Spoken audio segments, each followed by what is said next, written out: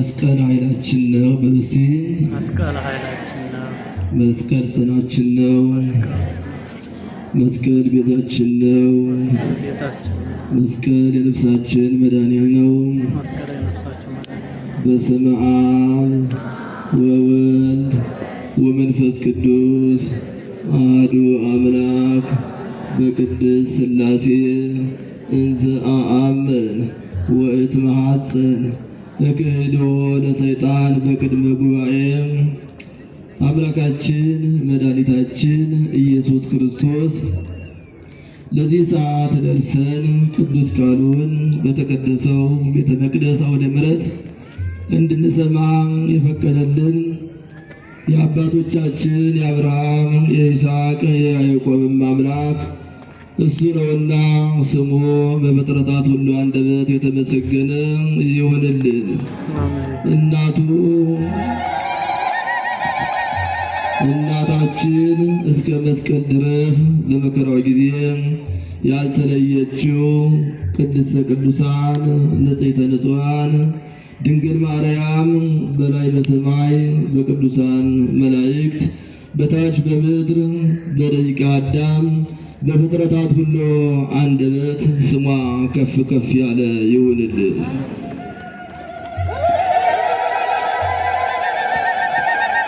የቅዱሳን መላእክት፣ የቅዱሳን ነቢያት፣ የሐዋርያት፣ የጻድቃን፣ የሰማዕታት በረከታቸውና ረድኤታቸው ከኔም ከእናንተም ጋር ለዘላለሙ ጸንቶ ይኑር። አሜን።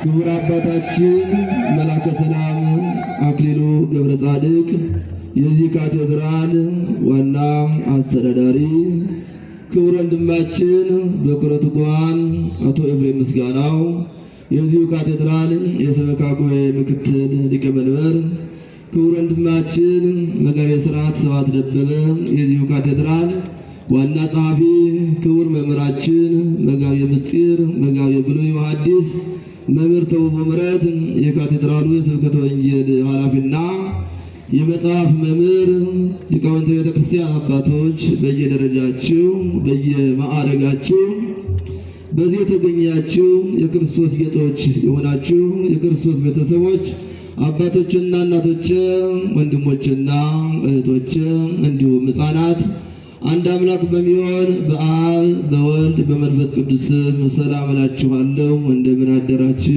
እግዚአብሔር ይመስገን። እንደምን ሰነበታችሁ? እንደምን ለዚህ ሰዓት ደረሳችሁ? ከሦስቱ ቅዱስ አንድ ቅዱስ አምላካችን መድኃኒታችን ኢየሱስ ክርስቶስ በቸርነቱ ሰብስቦናልና ስሙ ለዘላለም የተመሰገነ ይሁንልን። እንኳን አደረሳችሁ ለዛሬው ዕለት። ከቀናት ወደ ቀናት ከወራት ወደ ወራት ተሸጋግሮ ለዚያ ለፈለጉት ቀን መድረስ መታደል ስለሆነ ብዙዎች ሰዎች እንደርሳለን ብለው ነበረ። ሳይደርሱ የቀሩ ሊኖሩ ስለሚችሉ ከነዚያ ለይቶ በቸርነቱ በቤቱ ተገኝተን ቅዱስ ቃሉን እንድንሰማ የፈቀደልን እሱ ነውና ስሙ ለዘላለም የተመሰገነ ይሁን። ይእቲኬ መድኃኒት እንታሰስዋ ወወድዋ ነቢያት እለተነበዩ በእንተ ክብርከ። ስለሚሰጠው ጸጋ ስለ እናንተ ነቢያት አባቶች በምሳሌ የፈለጓት መድኃኒት ይህች ናት በሚል ኃይለ ቃል ባሉን ደቂቃዎች ውስጥ እንደ እግዚአብሔር አምላክ መልካም ፈቃድ እኔንም እናንተንም እግዚአብሔር ያስተምረናል። ማን ያስተምረናል? እግዚአብሔር። አስተማሪ እግዚአብሔር ነው። ሰዎች ምክንያት ናቸው። የሚገስጽ የሚመክር፣ የረቀቀውን የሚያጎላ፣ የራቀውን የሚያቀርብ የምስጢር ባለቤት መድኃኔዓለም ኢየሱስ ክርስቶስ ብቻ ነውና ሁላችንም ተማሪዎች ነን። ስለዚህ ቃሉን ለመስማት ያዘጋጀን እግዚአብሔር ስሙ ለዘላለም የተመሰገነ ይሁን። አሜን። ነቢያት በምሳሌ የፈለጓት፣ እዚህ ቃሉን ተናገሩት። ነቢያት በምሳሌ የፈለጓት፣ ነቢያት በምሳሌ የፈለጓት፣ ነቢያት በምሳሌ የፈለጓት መድኃኒት ይህች ናት፣ መድኃኒት ይህች ናት። አንደኛ ጴጥሮስ ምዕራፍ 1 ከቁጥር 10 ላይ ተዘግቦ የሚገኝ ኃይለ ቃል ነው። ቃሉን የተናገረው ሊቀ ሐዋርያት ቅዱስ ጴጥሮስ የተናገረው ኃይለ ቃል ነው። ቅዱስ ጴጥሮስ ይህንን ኃይለ ቃል ሲናገረው ዝም ብሎ ከራሱ አመጭቶ የተናገረው አይደለም። ቀደም ብሎ የነበሩ አባቶቻችንን በብሉይ ኪዳን እመቤታችን ቅድስት ድንግል ማርያምን በተለያየ አምሳል በተለያየ ክብረ መልክ ሲያመሰግኗት ሲመስሏት ስለነበረ የእነሱን አነጋገር መሰረት በማድረግ የተናገረው ነው። ይህ ያለንበት ሳምንት ቤተክርስቲያናችን ስንዱ እመቤት ናት። አባቶቻችን በዓመቱ ውስጥ ያሉትን 365 ቀናት በሙሉ በየሳምንት እየከፈሉ በየወሩ እየከፈሉ የተለያየ ስያሜና የተለያየ ንግስ ክብር እየሰጡት ተውታል። ስለዚህ ይህ ሳምንት ዘመነ ስብከት በመባል ይታወቃል። ማናልኳችሁ? ዘመነ ስብከት ክርስቲያኖች በቤተ ክርስቲያን ያለውን ስርዓት ጠንቅቀን ልናውቅ ያስፈልጋል። የኛ የሆነውን ሀብት የኛ የሆነውን ክብር እያንዳንዱ ዛሬ ማን ይውላል ነገ ማን ነው የሚከበር የሚለውን እኛም ማውቀን ለትውልዱ ማሳወቅ ይኖርብናል። ዘመናት በተለያዩ ክብረ በዓሎች ያጌጡና ያሸበረቁ ናቸው። ስለዚህ አባቶቻችን ይህንን ሳምንት በተለይም ከታኅሳስ 7 ጀምሮ እስከዚህ ባለውን ዘመነ ዘመነ ስብከት አባቶቻችን ነቢያት የተናገሩትን ትንቢት የምናስታውስበት ቅድስት ቤተ ክርስቲያን የምታስተምርበት አባቶቻችን ሊቃውንት የሚያስተምሩበት ወራት ነው። ስለዚህ በዚህ በዘመነ ስብከት የተነገረ የተመሰለ ማን ነው ስንል መድኃኒታችን ኢየሱስ ክርስቶስና እናቱ ቅድስተ ቅዱሳን ድንግል ማርያም ናቸው። ኢትዮጵያዊ አባታችን ቅዱስ ያሬድ እስከ 3ቱ ሰማያት ተነጥቆ ቅዱሳን መላእክት በላይ በሰማይ ሥላሴን የሚያመሰግኑበት ልዩ የሆነ ጣዕመ ዝማሬና ዜማ ሰምቶ መጥቷል። ወዲያው መጥቶ እንደተመለሰ በአክሱም ቤተ መቅደስ በአክሱም ከተማ ሃሌሉያ ለአብ ሃሌሉያ ለወልድ ሃሌሉያ ለመንፈስ ቅዱስ ቀዳሚ ሀለ ጽዮን ሰማየ ሳረረ ወዳግም አርአዮ ለሙሴ ለአብ ምስጋና ይገባል፣ ለወልድ ምስጋና ይገባል፣ ለመንፈስ ቅዱስ ምስጋና ይገባል። በመጀመሪያ አስቀድሞ ሰማይና ምድርን ጽዮን ፈጠረ ብሎ እንዲሁም ያጽዮን የተባለች ቃል ኪዳኑን ታቦት ለሙሴ በደብረ ሲና አሳየ ብሎ እግዚአብሔርን አመሰገነ። ክብርና ምስጋና ለአምላካችን ይሁንልን። ይህ ዝማሬ ከዚያን ቀን በፊት ከሰማይ በምድር ላይ ተሰምቶ የማይታወቅ ልዩ የመላእክት ዝማሬ ነው። በወቅቱ የነበረው የኢትዮጵያ ንጉሥ አፄ ገብረ መስቀል ይባላሉ። እኒህ ታላቅ ንጉሥ ይህንን ዝማሬ ሰሙ። በዚያ በአካባቢ ያሉት ሰዎች ሁሉ ሰሙ፣ ተመሰጡ። ይህ ምስጋናማ ለቤተ ክርስቲያን አገልግሎት መዋል አለበት፣ ኦርቶዶክሳውያን በዚህ ዜማ መገልገል አለባቸው ብለው ንጉሡ ትእዛዝ ባስተላለፉ ሰዓት ምን ብለን ነው ይህንን የቤተ ክርስቲያን መገልገያ ምናደርግ የሚሉ ተቃዋሚዎቹም ነበሩ። ምንጊዜም ክርስቲያኖች መልካም ሥራ በሰራችሁ ቁጥር ጎን ለጎን ደግሞ የሚቃወሙ ለምን የሚሉ ሰዎች እንደማይጠፉ ማወቅ አለባችሁ። በጾማችሁ በጸለያችሁ በመጸወታችሁ ቁጥር ከጎን ሆነው ለምን ትጾማለህ፣ ለምን ትጸልያለህ፣ ለምን መልካም ነገር ታደርጋለህ የሚሉ እንቅፋቶች እንደሚኖሩ ማወቅ መቻል አለብን። ስለዚህ እነዚህ የተቃወሙ ሰዎች በወቅቱ ነበሩ። ቀድሞ አባቶቻችን አንድ ድርሰት ሲደርሱ ድርሰቱ እውነተኛና ደገኛ ለመሆኑ በመጀመሪያ ውሃ ላይ ያስቀምጡታል፣ ውሃ ሳያበላሸው ይቀራል። ቀጥለው እሳት ላይ ያስቀምጡታል፣ እሳቱ ሳያቃጥለው ይቀራል። እዛም ቀጥለው ከታመመ ሰው ላይ ያደርጉታል፣ ድውዩን ይፈውሳል፣ የታመመውን ይፈውሳል። በመጨረሻ ከሞተ ሰው ላይ ሲያደርጉት ሙቱን ያስነሳል። ይህ ደገኛና ትክክለኛ ድርሰት ነው በማለት የቤተ ክርስቲያን አገልግሎት ያውሉት ነበረ። ቤተ ክርስቲያናችን 14ቱ ቅዳሴ በሙሉ ይህንን ስርዓት አሟልተው ለአገልግሎት የተሰጡን ናቸው።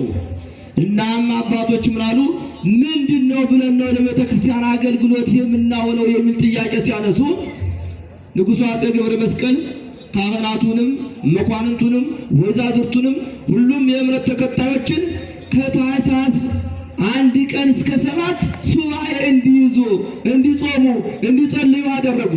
ለምን? ይህ ሰማያዊ የሆነ የመላእክት ዝማሬ ትክክለኛ ነው ወይስ አይደለም? እግዚአብሔር ይህንን ምስጢር እንዲገልጽልን በማለት ብለው ልክ ሱባኤ በያዙ በ7ኛው ቀን በዕለተ ዓርብ መድኃኒታችን ኢየሱስ ክርስቶስ እንደተሰቀለ ሆኖ ለቅዱስ ያሬድ በተለይ ተገለጸለት ነው የሚለው። ለታላላቅ አባቶቹ ተገለጸላቸው። ስለዚህ ቅዱስ ያሬድ ምን አለ? ዘበመስቀሉ ተቀነው ወበነቢያት ተሰብከ መላእክት ወሊቃነ መላእክት ወደስጎ ኪያሁ ንሰብክ መድኃኔ አለ። እኛ የምንሰብከው እኛ የምንናገረው እኛ የምንመሰክርለት በቀራንዮ አደባባይ ተሰቅሎ ያዳነንን ነው። መላእክት የሚያመሰግኑት፣ ሊቃነ መላእክት የሚዘምሩለት፣ ነቢያት ትንቢት የተናገሩለት፣ ሐዋርያትም ወንጌልን ስለሱ የሰበኩለትን ነው የምንሰብከው የምናስተምረው ይህንን ነው ብሎ መድኃኒታችን ኢየሱስ ክርስቶስ እንደተሰቀለ ሆኖ በዕለተ ዓርብ እንደተሰቀለ ሆኖ ሲታየው ይህንን መሰከረ። ለምስክርነት ያበቃው እግዚአብሔር ስሙ ለዘላለም የተመሰገነ ይሁን። አሜን።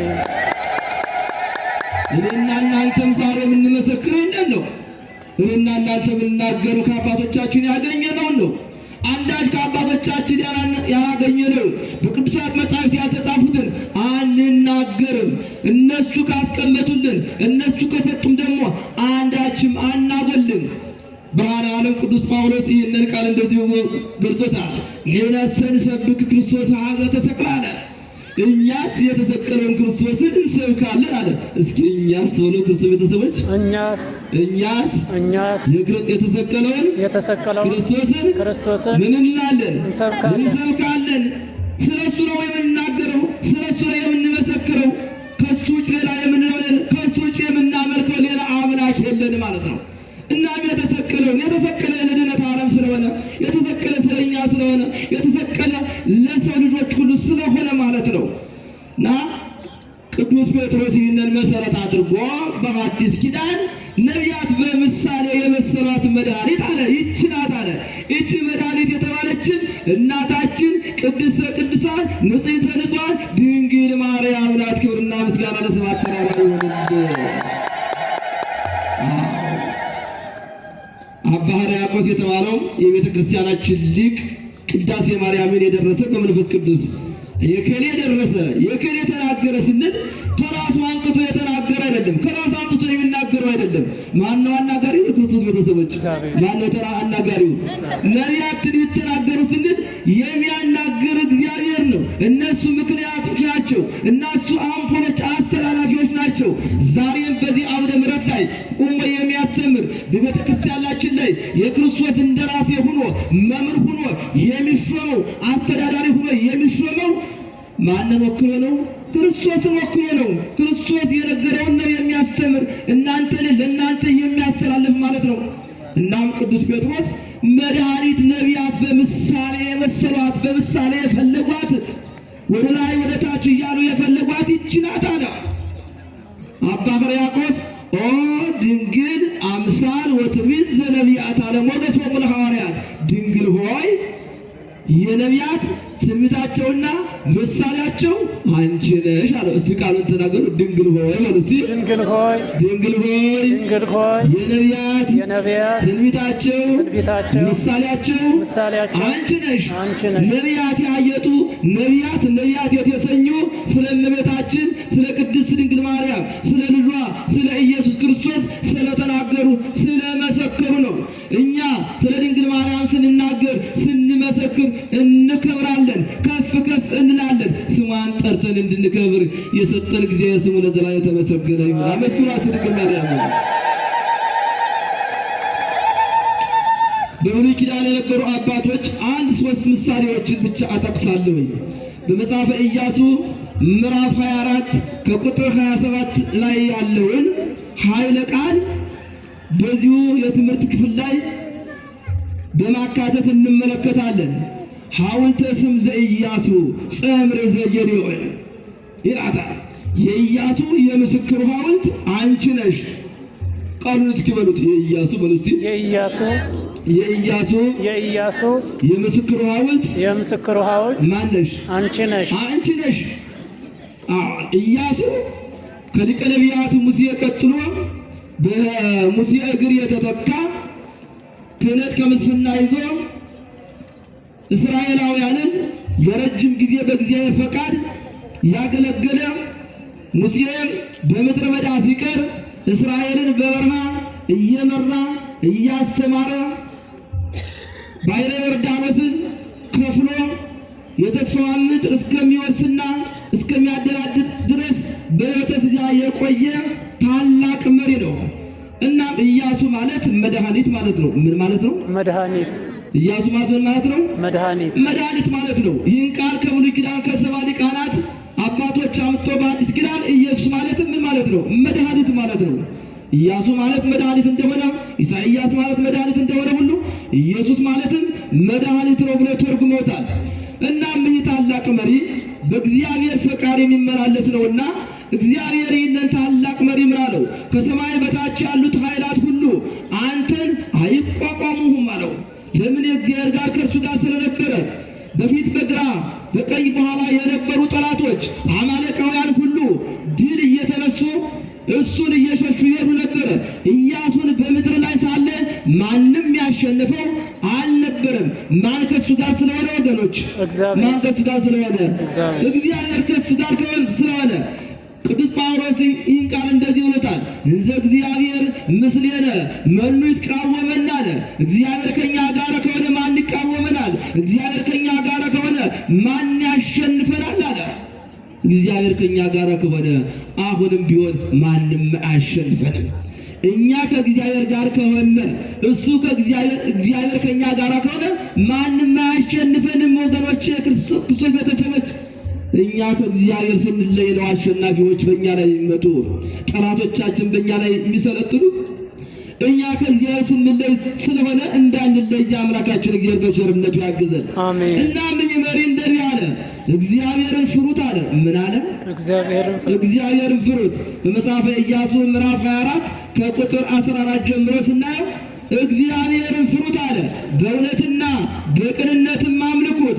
አባቶቻችሁ በወንዝ ማዶ በግብፅ ውስጥ ያመለኳቸውን ሌሎችን አማልክት ከእናንተ አርቁ አለ። ከማን አርቁ? ከማን አርቁ? ከእናንተ አርቁ። እስራኤላውያን በምድረ ግብፅ በነበሩበት ሰዓት የተለያዩ የግብፃውያንን አማልክት ያመልኩ ነበረ። ከእግዚአብሔር አምልኮት የወጡ ብዙዎች ነበሩ። እናም እግዚአብሔርን ተስፋ አድርገው 40 ዓመት ሙሉ በበረሃ እየተንከራተቱ እግዚአብሔር ከላይ ከሰማይ መና እያወረደ ከድንጫ ላይ ውሃ እያፈለቀ እየመገበ የተስፋዋን ምድር ካወረሳቸው በኋላ ከእንግዲህ በኋላ ባለውለታችሁ እግዚአብሔር ስለሆነ እነዚህን የግብፃውያንን አማልክት እንዳታመልኩ የእነሱን አምልኮት ከእናንተ አርቁ አለ። ቅዱስ ጴጥሮስ ይህን ቃል እንደዚህ ብሎታል። አከለክሙ መዋዕል ዘሃለፈ ዘተቀነይክሙ ለጊዜ ሥጋክሙ አለ። ከእንግዲህ በኋላ ለሥጋችሁ የተገዛችሁበት ዘመን ይበቃችኋል አለ። ምን አለ? እስቲ ለሥጋችሁ በሉ እስቲ። ለሥጋችሁ የተገዛችሁበት ዘመን ይበቃችኋል። እንከሰ ጹሙ ወጸልዩ ለእግዚአብሔር ተቀለዩ። ከእንግዲህስ በሉ ጹሙ ጸልዩ ለእግዚአብሔር ተገዙ። ጹመን ጸልየን ለእግዚአብሔር እንድንገዛ እግዚአብሔር ይርዳን። አሜን። እነዚህ እንግዲህ ከእናንተ አርቋል። የሥጋን ፍላጎት ከእናንተ አርቁ። የሥጋ ፍላጎት ከሆነ እናንተ ሊጠቅማችሁ አይችልም። የሥጋ ፍላጎት ብቻ ከእግዚአብሔር ሊያደርሳችሁ አይችልምና ከንቱ የሆነውን አስተሳሰብ፣ ከንቱ የሆነውን አመለካከት ከእናንተ አርቁ አለ ቅዱስ ጴጥሮስ። እንግዲህ ጹሙ ወጸልዩ አሁን ነው። ዛሬ የምንጾምበት ጊዜ አሁን ነው። አባቶቻችን የሚናገሩት አንድ ትልቅ ኃይለ ቃል አለ። ትናንትና ሰርተናል፣ ትናንትና ጾመናል እንዳንል ትናንትና አልነበርንም። ነገ እንጾማለን፣ ነገ እንሰራለን እንዳንል ደግሞ ነገ አንኖርም። ታዲያ መቼ ነው መጾም፣ መጸለይ፣ መስራት ያለብን ወገኖች? ንገሩን፣ መቼ ነው? ዛሬ ነው። የኔና እናንተ እድል፣ የኔና የናንተ ሕይወት፣ እኔና እናንተ ከእግዚአብሔር ጋር የምንገናኝበት ሰዓቱ ዛሬ ነው። ነገ አይደለም፣ ዛሬ ነው። ንስሐ የምንገባበት ጊዜ ዛሬ ነው። መልካም የሆነ እግዚአብሔርን የሚያስደስት ሰውንም የሚያስደስት ስራ የምንሰራበት ጊዜ ዛሬ ነው።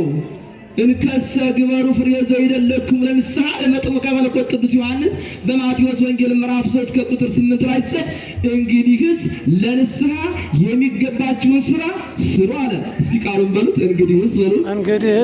እንግዲህስ ለንስሐ የሚያበቃችሁን በጎ ስራ ስሩ። ለንስሐ የሚያበቃ ስራ እንደው ለምናልባት መስመር እኮ ጥቃቅን የሆኑ ነገሮች ሁሉ ሰራልን እንችላለን። ነገር ግን ለንስሐ የማያበቃ ይሆናል። ከእንግዲህስ ያለፈው ይበቃችኋል። ያለፈ ኃጢአት የሰራችሁበት ጊዜ ይበቃችኋል። የመዳራቱ ጊዜ ይበቃችኋል። አለ። እናም ነቢዩ ኢያሱ መስፍኑ ኢያሱ ይህን መሰረት አድርጎ ከእንግዲህ የግብፃውያንን አማልክት እንዳታመልኩ ከእናንተ አርቁ አለ። አማልክት ማለት ከንቱ አምላክ ያልሆኑ ማለት ነው። ልበ አምላክ ዳዊት ከንቱ የሆኑትን አማልክቶች እንደዚህ ብሎ ገልጿቸዋል። አማልክቲሆሙ ለአሕዛብ ዘወርቅ ወዘብሩር፣ የአሕዛብ አምላክ የሚሏቸው አምላክ ያልሆኑ ከብርና ከወርቅ የተሰሩ ናቸው። አይን ቦሙ እየሬዩ አይን አላቸው አይን አያዩም፣ እግር ቦሙ እያሃጉሩ እግር አላቸው አይራመዱም፣ እድ ቦሙ እይገሱ እጅ አላቸው አይዳስሱም አይንቀሳቀሱም፣ አንደበት አላቸው አይናገሩም። እነዚህ የከንቱ ከንቱ ናቸው። ዛሬስ እኔና እናንተ በምን ሕይወት ነው ያለነ? በከንቱ ሕይወት የለንም ወይ? በየቤታችን የምናመልከው ጨሌውን የተለያየ በየክብረ በዓሉ ልዩ የሆነ ከአባቶቼ የወረስኩት ነው ከእናቶቼ የወረስኩት ነው እያልን የምናመልከው የለም ወይ ነው? ይህንን ወደ እኛ ሕይወት ስናመጣው ከእግዚአብሔርና ከእግዚአብሔር በስተቀር የሆነ ሁሉ ከንቱ ነው። ኦሪት ዘጸአት ምዕራፍ 20 ከቁጥር 20 ላይ ኢታምልክ ባዕድ አምላከ ዘእንበሌ አለ። ያለኔ ሌላ አምላክ አታምልክ፣ እግዚአብሔር ለአምላክነቱ ቀናኢ ነውና አለ። እስቲ ያለኔ በሉ እስቲ ያለኔ ሌላ አምላክ አታምልክ። እኛ ኦርቶዶክሳውያን ኢትዮጵያውያን የምናመልከው አንድ እግዚአብሔርን ነው። ከእግዚአብሔር ቀጥለው ያሉትን ድንግል ማርያምን፣ ቅዱሳን መላእክትን፣ ነቢያት፣ ጻድቃን፣ ሰማዕታትን እግዚአብሔር እንዳከበራቸው መጠን እናከብራቸዋለን እንጂ አናመልካቸውም። እኔና እናንተ የምናመልክ አንድ እግዚአብሔርን ነው። አዎ እሱን አምልከን የመንግስት ወራሾች እንድንሆን እግዚአብሔር ይርዳል። አሜን። እናም መስፍኑ ኢያሱ ይህንን ቃል ከእናንተ ከንቱ የሆነውን አርቁ አላቸው። ይህንንም ቃል ቀጥታ ተቀብለውታል። መሪያቸው ነውና እግዚአብሔር በሱ ላይ ሲከብር አይተዋልና ያን ያስፈራውን የዮርዳኖስን ባሕርን ሲያሻግራቸው አይተዋልና አንተ ከምትለን ቃል አንዳች ነገር እንኳን አናጎርልም እያሉ ቃል ይገባሉ። እግዚአብሔርን አምልኩ፣ እግዚአብሔርን ታመልኩት ዘንድ ባትወዱ ግን አባቶቻችሁ በወንዝ ማዶ ሳሉ ያመለኳቸውን አማልክት ወይም በምድራቸው ያላችሁባቸውን የአሞራውያንን አማልክት ታመልኩ እንደሆነ የምታመልኩትን ዛሬ ምረጡ አለ። መቼ ምረጡ? ዛሬ ምረጡ። መቼ ምረጡ? ዛሬ። የምታመልኩትን መቼ ምረጡ? ዛሬ ምረጡ። ነገ አይደለም። ቅድም እንዳልኳችሁ ነገ የሚባል ነገር የለም።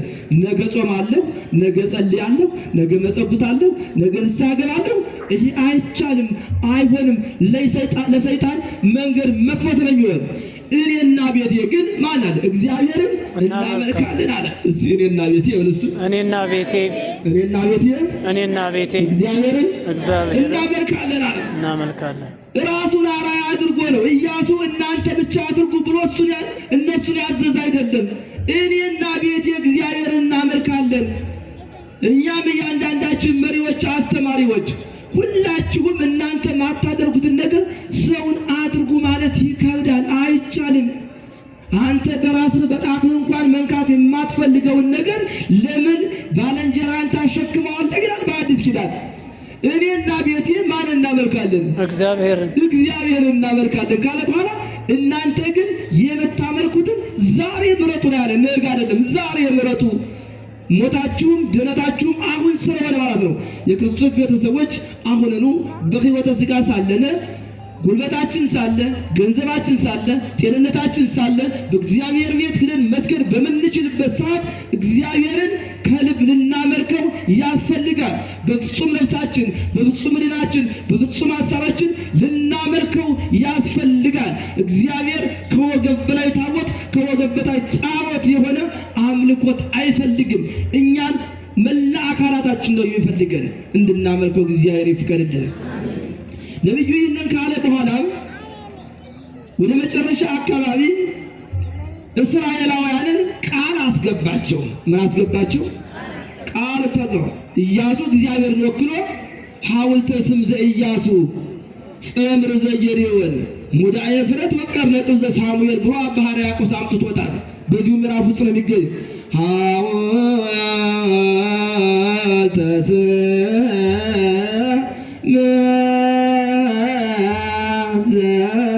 ዘኢያሱ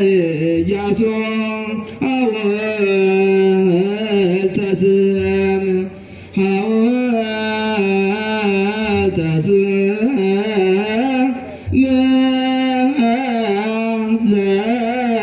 ዘኢያሱ ሐውልተ ስም የኢያሱ የምስክሩ ሐውልት አንቺ ነሽ ብሎ አባ ሕርያቆስ በድርሰቱ ይህን ቃል አምጥቶታል። ኢያሱ ያደረገው እስራኤላውያንን በመጨረሻ እንደዚህ አላቸው፣ እናንተ እግዚአብሔርን ለማምለካችሁ ወደፊትም እሱን አለመካዳችሁ ጣዖት አለማምለካችሁ ምልክት ይሆን ዘንድ የቃል ኪዳን ምልክት ይሆን ዘንድ አለና 3 ማዕዘን ያላት ድንጋይ አመጣ። ስንት ማዕዘን አላችሁ? ስንት ማዕዘን? 3 ማዕዘን 3 ገጽ ወይም 3 ፊት ያላት 3 ማዕዘን ያላትን ድንጋይ አመጣና በመካከላቸው የደጋው ሰው ከሚወርድበት ቦታ የቆላው ሰው ደግሞ ወደ ታች ከሚወጣበት ቦታ አማካይ ከሆነ ቦታ ላይ አስቀመጠ። ዛሬ ሐውልት በሀገራችን እንደ የአክሱምን ሐውልት ስናይ፣ የፋሲልን የላሊበላን ሐውልት ስናይ፣ ግንቡን ስንመለከት አባቶቻችን እንዴት አድርገው አጠንክረው ቢሰሩት ነው ለዘላለም የሆነ እስራኤላውያን በምድረ ግብፅ ሳሉ የሰሩት ሐውልት ዛሬ ፒራሚዶች ተብሎ ይጎበኛል አይደለ? እንዴት አድርገው ቢሰሩት ነው? ከምን ቢሰሩት ነው? እቺ ኢያሱ ሐውልትም የድንጋይ ሐውልትም 3 ማዕዘን ያላት ነበረችና ልዩ የሆነች ያችን የድንጋይ ሐውልት አምጥቶ እንግዲህ ነገ እግዚአብሔርን ብትክዱት ይቺ ድንጋይ ምስክር ትሆንባችኋለች አለ። ምን ትሆንባችኋለች? ምስክር። ምን ትሆንባችኋለች? ምስክር ትሆንባችኋለች። እግዚአብሔርን ብትክዱ፣ ጣዖት ብታመልኩ፣ ክፉ ብታደርጉ፣ ቃላችሁን ብታብሉ፣ ብትዋሹ ይቺ ምስክር ምልክት ናት አለ። እንደ ድንጋዩ እንግዲህ ያ ድንጋይ እንደው ጣዖትን ቢያመልኩ ቢክዱ አታድርግ ትል ይመስላችኋል? ድንጋዩ ትናገራለች እንዴ? ድንጋይ ይናገራል? አይናገርም? እግዚአብሔር ከፈቀደስ ይናገራል። በአዲስ ሲናገር እኮ አይተናል አይደል እንዴ? በሉቃስ ወንጌል ምዕራፍ 19 ላይ እኮ መድኃኒታችን ኢየሱስ ክርስቶስ በሆሳዕናው ሰዓት አይሁድ ሕፃናትን ዝም አሰኛቸው አሉት። እየጮሁብን ነው ባክና ስብሐት ለእግዚአብሔር በሰማያት እያሉ ሆሳዕና በአርያም እያሉ ሲያመሰግኑ፣ ለወልደ ዳዊት እያሉ ሲያመሰግኑ ሕፃናትን ገሥጽዎሙ ለሕፃናት ሕፃናትን ገሥጻቸው አይጩህብን አሉ። ሕፃናትን ዝም ብታሰኙ አሉ የቢታንያ ድንጋይ የደብረ ዘይት ድንጋይ መጥተው ያመሰግኑኛል አሉ። ከደብረ ዘይት ያሉ ድንጋዮች መጥተው ሆሳዕና በአርያም እያሉ አመሰግኑ። ክብርና ምስጋና ለአምላካችን ይሁንልን። ምን እየሰሩ ነው? ምን እየሰራን ነው? የኔና የናንተ አንደበት ምን እየሰራ ነው? እንድናመሰግነው እግዚአብሔር ይፍቀድልን። እናም ይችላል የድንጋይ ሐውልት ምስክር ትሆንባችኋለች፣ ትመሰክርባችኋለች። እናንተ እግዚአብሔር ስታመሰግኑ አልነበረም? ምን ብላ ምስክር ትሆንባችኋለች ብሎ 3 ገጽ ያላት የድንጋይ ሐውልት አስቀመጠ ነው የሚል። የሚወጣው የሚወርደው፣ የሚያልፈው የሚያገድመው ይህ ምንድነው እያሉ ሲጠይቅ ኢያሱና እስራኤላውያን ጣዖት እንዳያመልኩ ኢያሱ እስራኤልን ቃል ያስገባበት ያስማለበት ምልክት ነው እያሉ ከትውልድ ወደ ትውልድ እየተላለፈ እስከ ዛሬ ብቻ የድንጋይ ሐውልት በዚያ እንደምትገኝ ቅዱሳት መጻሕፍት ታሪክ ያስረዳናል። እቺ የድንጋይ ሐውልት 3 ገጽ ያላት 3 ማዕዘን ያላት ማን ነበረች ነው? ብሉይ ኪዳንን ስንጠቅስ በአዲስ ኪዳን ላለው ትርጓሜ ስለሆነ ነው። ለጊዜው እቺ 3 ገጽ 3 ፊት ያላት ድንጋይ የእመቤታችን የ3ቱ ድንግልና ምሳሌ ናት። የስንት ድንግልና ናችሁ? የ3 ድንግልና አለ። ድንግልና ስንት ነው? 3 ድንግልና አለ። 3 ድንግልና አለ። ድንግልና ሥጋ፣ ድንግልና ነፍስና ድንግልና ሕሊና አለ። የሥጋና የነፍስ ድንግልና ታዋቂ ነው። ድንግልና ሕሊና በአስተሳሰብ አለመዘሞት ማለት ነው። በአስተሳሰብ ኃጢአት አለመስራት።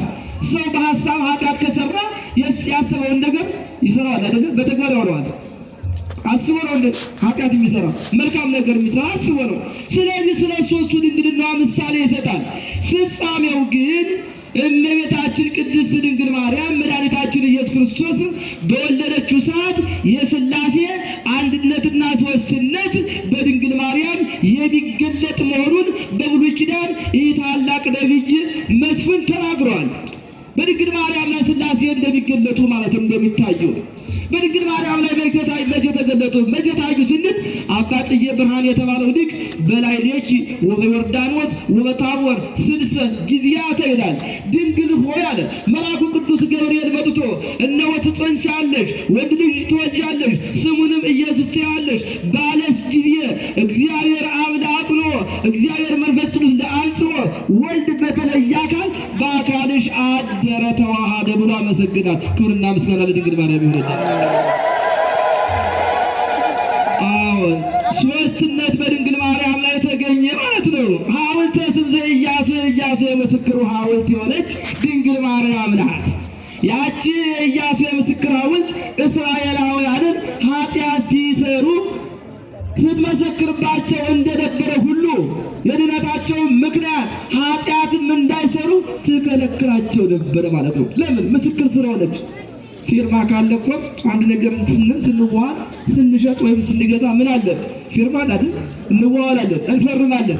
ያንን ነገር ውሉን እንዳናፈርስ የሚከለክለን ምንድን ነው? መፈረማችን አይደለ? መዋዋላችን በምስክሮች ፊት። በጋብቻም ስንፈጽም በቀኝ በግራ 2 3 ሽማግሌዎች ይኖራሉ። ስለዚህ ጋብቻችን እንዳናፈርስ ውላችን እንዳናፈርስ የሚከለክለን ምንድነው? ፊርማችን አሻራችን ስለሚከለክለን እንደው ሰዎች ምን ይሉኝ ይሄን ሁሉ እኮ ባፈርስ በኔ ላይ የሚመጣው ቅጣት ከባድ ነው በማለት በማሰብ ያንን ፈርተን ውላችን አክብረን እንኖራለን። እመቤታችን ቅድስት ድንግል ማርያምም እንዲሁ የእስራኤላውያንን ያቺ የኢያሱ የምስክር ሐውልት ኃጢአት እንዳይሰሩ እንደከለከለቻቸው ሁሉ እንዳዳናቻቸው ሁሉ እኛን ኦርቶዶክሳውያንን 5500 ዘመን ሲፈጸም የድነት ዓለም ምክንያት የሆነች እናታችን ቅድስት ድንግል ማርያም ነው። ለስም አጠራሯ ክብርና ምስጋና ይሁንልህ። ስለዚህ ቅዱስ ጴጥሮስ ምን አለ? ነቢያት በምሳሌ የፈለጓት ምንድን አለ? መድኃኒት ይህች ናት አለ። ድንግል ማርያም እኮ አማላጅ የሚለው ስም አይመጥናትም። ድንግል ማርያም ከማማለድም በላይ ምንድን ናት? መድኃኒት ናት። እስቲ ድንግል ማርያም በልሱ ድንግል ማርያም ኪዳነ ምሕረት ከማማለድ በላይ መድኃኒት ናት። ክብርና ምስጋና ለስም አጠራሯ ይሁን። መድኃኒት ናት። ቅዱስ ጴጥሮስ የገለጣት ይህችን ነው። መድኃኒት ናት። እሷ መድኃኒት የሆነውን ኢየሱስ ክርስቶስን እኮ በአጭር ቁመት በጠባብ ደረት 9 ወር ከ5 ቀን ወስና ወልዳልናለች፣ አስገኝታለች እኮ። ስለዚህ ድንግል ማርያም ናት፣ መድኃኒት ናት። በዚህ መልኩ ኢያሱ የተባለው መስፍን ድንግል ማርያምን ገልጿት ነበር። በሁለተኛ የምናየው በኦሪት ዘጸአት ምዕራፍ 3 ከቁጥር 1 ጀምሮ የተጻፈውን ኃይለ ቃል ነው። ከኢያሱ በፊት የነበረው ሊቀ ነቢያት ሙሴ እመቤታችን ቅድስት ድንግል ማርያምንና ልጇን መድኃኒታችን ኢየሱስ ክርስቶስን በተለያየ ክብር መልክ አምሳል መስሎ አስተምሮናል። ኦሪት ዘጸአት ምዕራፍ 3 ከቁጥር 1 ላይ ነው። ጽንተርየ በነደ እሳት ወይትወየ ሙሴ ያያት የእሳተ መለኮት ያላቃጠላት ሐመልማል ይላል። ያላቃጠላት ዕፀ ጳጦስ፣ ያላቃጠላት ቁጥቋጦ፣ ለምላማ የሆነ ቅጠል ያላት እያለ ይገልጻታል። ሙሴ በደብረ ሲና ሙሴ ያደገው በፈርዖን ቤት በቤተ መንግስት ነው። በዚያ በቤተ መንግስት ባለበት ሰዓት ግብፃዊው ዕብራዊውን ሲበድለው ተመለከተ። ለምን ይበድለዋል? ለምን ተጽዕኖ ያሳድርበታል ብሎ ግብፃዊውን ተበቅሎ ዕብራዊውን አድኖ ከዚያ በኋላ ከፈርዖን ቤተ መንግስት ኮብሎ ወደ ኢትዮጵያ ወደ ምድያም ምድር እንደመጣ መጽሐፍ ቅዱስ ይነግረናል። በዚያም በምድያም ምድር ላይ ዮቶር የተባለ ካህን ቤት ገብቶ እዚያው ቤተሰብ መስርቶ የካህኑ የዮቶርን በጎች እየጠበቀ ይኖር ነበር ነው የሚል። ቅዱሳን አባቶቻችን በብሉይ ኪዳን የነበሩትን ስንመለከት ብዙዎች በግ ጠባቂ ናቸው። እነ ያዕቆብ፣ እነ ዮሴፍ፣ እነ ዳዊት በግ ጠባቂ ናቸው የእግዚአብሔር ሰዎች። ለምን? በጎች የምን ምሳሌ ስለሆኑ መጽሐፍ ቅዱስ በብሉይ ኪዳንና አዲስ ኪዳን ወደኛ ተደራሽ የሆነው በአራት መንገድ ነው። በስንት መንገድ አልኳችሁ? በአራት መንገድ። ብዙ ጊዜ እንደ መጽሐፉ ቅዱስ ገሰን ዝም ብለን ያናንበን መጽሐፍ ቅዱስ እንደዚህ ይላል። ፍትት መጠየቅ የለም መረዳት የለም። መጽሐፉ እንደዚህ ይላል እንደዚህ ይላል። በአራት መንገድ ስላችሁ በስንት አይነት መንገድ? አንደኛ ቀጥታ ነጠላ ትርጉም ማለት ነው። ለምሳሌ ብፁዓን ለይሰደዱ በእንተ ጽድቅ፣ ስለ ጽድቅ የሚሰደዱ ብፁዓን ናቸው ይብል። ይህ ቀጥታ ትርጉም ነው። ሁለተኛው ምሳሌያዊ ነው። በምሳሌ የተነገረ መጽሐፍ ቅዱስ ብዙ ቦታ ላይ በጎችን ይጠቅሳል። አነ ውእቱ ኖላዊ ኄር፣ አነ ውእቱ ኖላዊ አባግ፣ የበጎች ጠባቂ። ስለ በጎች ስለ ፍየሎች ወይም ከሌሎች አራዊት እግዚአብሔር ትቶት አይደለም። እኛ የምንመሰልበትን ደግነውን ምሳሌ ሊያስተምረን ስለፈለገ ነው። እና እንዲደጋግ የሆኑ ሰዎች የበግ ጠባቂ ናቸው ማለት የጻድቃኖች ጠባቂ ማለት እኮ ነው። ምዕመናን እናንተና እኛ በበግ እንመሰላለን። በግ ደግ ስለሆነች ስጋዋ የሚጣፍጥ ጤና የምትሆን ዛሬ እንኳን እንዲሁ የትኛው ምን ይሻላል? ፍየል ነው በግ ነው የሚሻለን? የትኛው የሚሻለን? እንግዲህ ፍየል የሚበላ ኃጢአተኛ ነው አላልኩም። ግን በግ የምን ምሳሌ ናት? የጽድቅ በአባግ በጎች የጻድቃን ምሳሌዎች ናቸው። እና እነዚህ በብሉይ ኪዳን የነበሩ አባቶች ምንድን ናቸው? በግ ጠባቂ ነበሩ። ሙሴም የካህኑን የበትሩን በግ ይጠብቅ ነበር። በዚያ በደብረ ኮሬብ በተራራው በጎችን በሚጠብቅበት ሰዓት አንድ ነገር አየ። ይህን ምንድን ነው?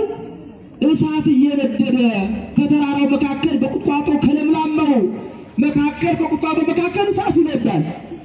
ሐመልማሉ ከነበልባሉ ነበልባሉ ከሐመልማሉ እየተዋሃደ ነገር ግን ሐመልማሉ ነበልባሉን አያጠፋውም፣ ነበልባሉ ደግሞ ሐመልማሉን አያቃጥለውም። ይህ ማለት ምንድን ነው? እርጥቡ ደረቁን እሳቱን አያጠፋውም፣ እሳቱ ደግሞ እርጥብ የሆነውን ነገር አያቃጥለውም። በርቀት ተመለከተ። ይህ ነገር ምንድን ነው አለ። ወቀርበ ይጤግቆ ይላል። ይህንንማ ቀርቦ መረዳት ያስፈልጋልና ሙሴ በጎቹን በዚያው በአካባቢ ተወና ወደዚያ ወደ ተራራው ገሰገሰ። ተራራዋ የቤተ ክርስቲያን ምሳሌ ናት። ወደዚያ ገሰገሰ። ከዚያ በሚደርስበት ሰዓት እግዚአብሔር ተናገረው።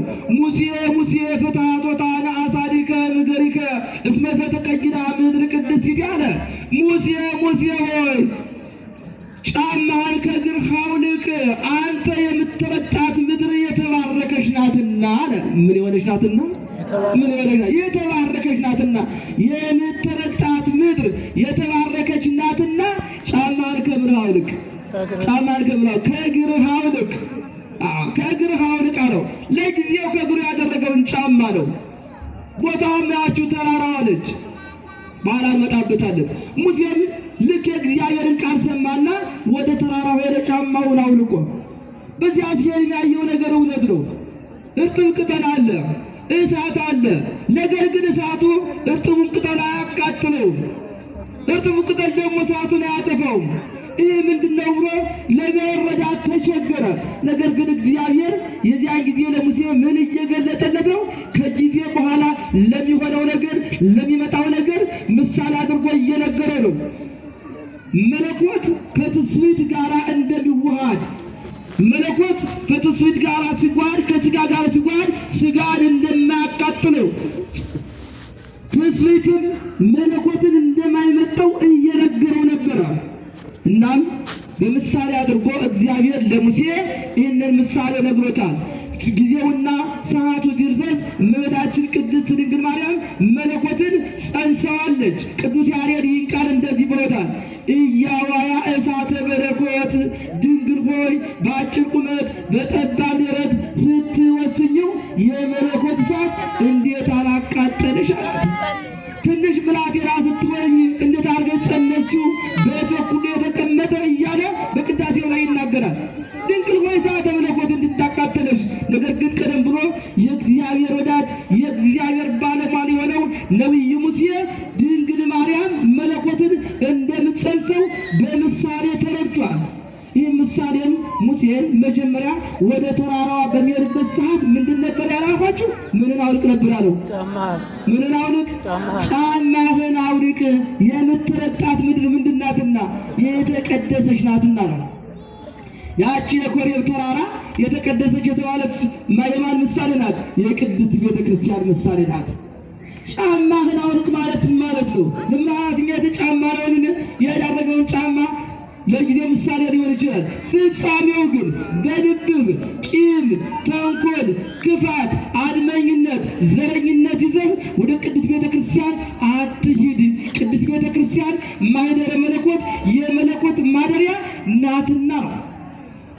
ይህንን ነው እንግዲህ ቅድም እንዳልኳችሁ መጽሐፍ ቅዱስ በአራት አይነት ለእኛ ተደራሽ ሆኗል። አንደኛ ነጠላ ትርጉም፣ ሁለተኛ በምሳሌ፣ ሶስተኛ ምስጢራዊ ትርጉም፣ አራተኛ አንድምታ። አባቶቻችን አንድምታውን ሲተረጉሙ በጾመ ፍልሰታ በዚህ በሕማማቱ ከ10 እስከ 15 ትርጉም ያለው ቃል አለ። ነቢየ እግዚአብሔር ሙሴ ይህንን ሲገልጽ እንደዚህ ይላል። ተስአል ለወላውከ ወይነግረከ ወለሊቃውንቲከ አባትህን ጠይቀው ታሪክህም እንደሆነ ሃይማኖትህም እንደሆነች አባቶቻችን በዚች ሃይማኖት ምን ስራ እንደሰሩ አባትህን ጠይቅ፣ ተረዳ፣ ወደ አባትህ ጠጋ በል ይላል። ዛሬ የሚጠይቅ ትውልድ አለ ወገኖች? ትጠይቃላችሁ? ወደ አባቱ ጠጋ ብላችሁ ሃይማኖታችን ምንድናት፣ በሃይማኖታችን አባቶቻችን ምን ስራ ሰርተዋል ብላችሁ ትጠይቃላችሁ? ጠይቁ፣ ተረዱ፣ ያልገባችሁን እወቁ። እንዲሁ ዝም ብሎ በጅምላ አትነዱ። ሰዎች የሆነ ነገር ሲናገሩ ያን መከተል በቤተ ክርስቲያናችን ተሰንዶ ሁሉም ነገር ምስጢሩም ጥበቡም ተቀምጧል። የሚጠይቅ የሚያውቅ ትውልድ ነው የጠፋ። እናም ነቢየ እግዚአብሔር ሙሴ አባቶችን ጠጋ ብለህ ጠይቅ፣ አባቶች ያስተምሩሃል ያንተ ሃይማኖት ምን እንደሆነች። በዚች ሃይማኖት እኮ ተራራ ፍርሰውባታል። መድኃኒታችን ኢየሱስ ክርስቶስ በመዋዕለ ስብከቱ ለመብክሙ መጠነ ተናፔ ትመልሁ ደብረ ወታፈልሱ ሰግላ። እናንተ የሰናፍጭ ቅንጣት ያህል ሃይማኖት ቢኖራችሁ እዚህ ያለውን ተራራ ተነቅለህ እዛ ጋር ሁን ብትሉት ይሆንላችኋል ብሏል። አባቶቻችን ይህንን አድርገውታል። ይህንን ታሪክ ሳነሳ አንድ ትልቅ ታሪክ ከዚህ ጋር ተያይዞ ትዝ አለኝ። አብርሃም ሶርያዊ የሚባል አንድ ሊቀ ጳጳስ በዘመኑ አንድ አማሌቃዊ ሙስሊም ተነሳና መጽሐፋችሁ እንደዚህ ይላል፣ ተራራውን እዚህ ጋር ተነቅለ እዚያ ጋር ተከል ብትሉት ይሆናል ይላል፣ እስኪ አድርገህ አሳየኝ ብሎ ጠየቁ። እና አባቶቻችን ያደረጉት ነበር አለ። አባቶቻችን ያደረጉት ነበር። እናንተስ? አይ እኛስ አናደርገውም። ታዲያና ካላደረጋችሁ አባቶቻችን እንዴት እንዳደረጉ እስኪ ያሳየኛል። እኒህ ጳጳስ ወደ እግዚአብሔር ጸለዩ። ምክንያቱም ለኛ የማይቻለን ነገር ለማን ይቻላል? ለሰው የማይቻለው ለማን ይቻላል? ለእግዚአብሔር ይቻላልና ነው።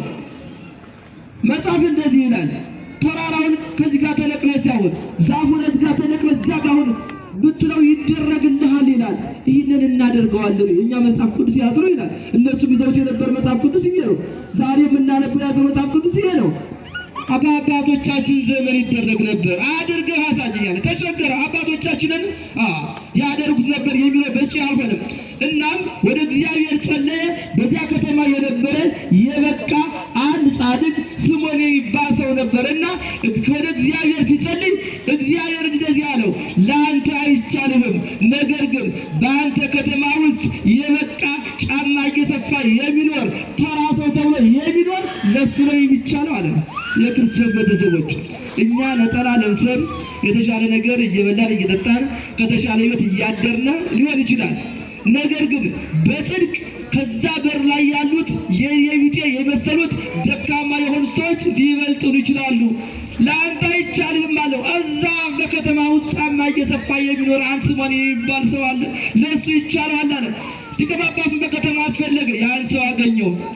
ስለዚህ ያንን ሰውም ክብሩ እንዳይገለጥበት ብዙ ክርክር ካደረገ በኋላ ይህንን የወንጌል ቃል ፈጽሞ አሳይቷል። ንጉሡ ከነሰራዊቱ ጳጳሳቱ ካህናቱ ሁነው ከተራራው አጠገብ ሁነው አማሌቃውያን አሕዛብ እያዩ ተራራው ብቅ ብሎ ከመሬት ለቆ በሰው ቁመት ከፍ እስከሚል ድረስ በጸሎታቸው አሳይቷል። እንዲህ ያደረገ እግዚአብሔር ክብሩ ለዘላለም የተመሰገነ ይሁንልን። እናም አባቶቻችን ድንግል ማርያምን በተለያየ የክብር አምሳል መስለዋታል፣ አመስግነዋታል። ስለዚህ ሊቀ ሐዋርያት ቅዱስ ጴጥሮስ በብሉይ ኪዳን ከአባቶች ያገኘውን መሰረት አድርጎ ነቢያት የመሰሉላት የፈለጓት መድኃኒት ይህች ናት ብሎ ድንግል ማርያምን አመስግኗታልና እኛም የሱን ቃል አድርገን እንድናመሰግነው ስለረዳን ስሙ ለዘላለም የተመሰገነ ይሁን። አምላካችን እግዚአብሔር አባቶቻችን በረከት የድንግል ማርያም በረከት በእኛ ላይ ይሁን። ወደ አምላካችን ወደ መድኃኒታችን ወደ ኢየሱስ ክርስቶስ ተመልሰን ንስሐ ገብተን ቅዱስ ሥጋውን ክቡር ደሙን በልተን የመንግስቱ ወራሾች እንድንሆን እግዚአብሔር ይቅድልን። ያስተማረን የገሰጸን የመከረን ልዑል እግዚአብሔር ስሙ ለዘላለም የተመሰገነ ይሁን።